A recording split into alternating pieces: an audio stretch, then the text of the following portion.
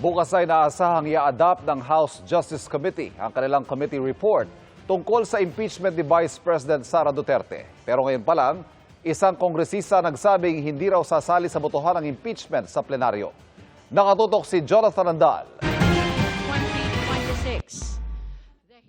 Magkikita ulit bukas sa mga miyembro ng House Justice Committee at inaasahang i-adopt na nila ang committee report na nagsasabing may probable cause para i-impeach si Vice President Sara Duterte.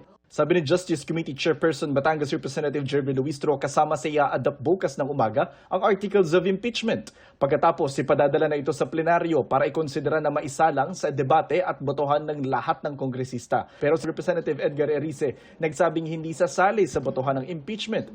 Hindi ko sinasabi na walang pagkukulang o pagkakamali si VP Sara, pero sa tingin ko ayoko maging parte nitong moro-moro na ito na labanan ng mga dinastiya at hindi naman talaga ito sa pagsusulong ng accountability, hindi naman ito sa pagsusulong ng governance. Sabi ni Erice, personal na desisyon niya ang hindi pagsali sa botohan ng impeachment at hindi ito desisyon ng kinabibilangang Liberal Party.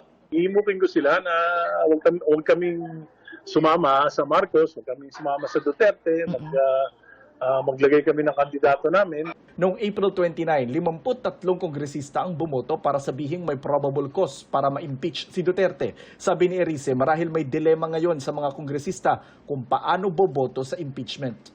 Tinatansya yan ng mga nakaupong congressman. Ano ba mas makakabuti sa akin?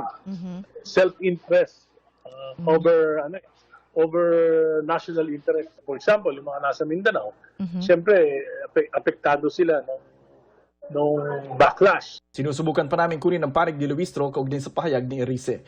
Jonathan Andal, Nakatutok, 24 Oras.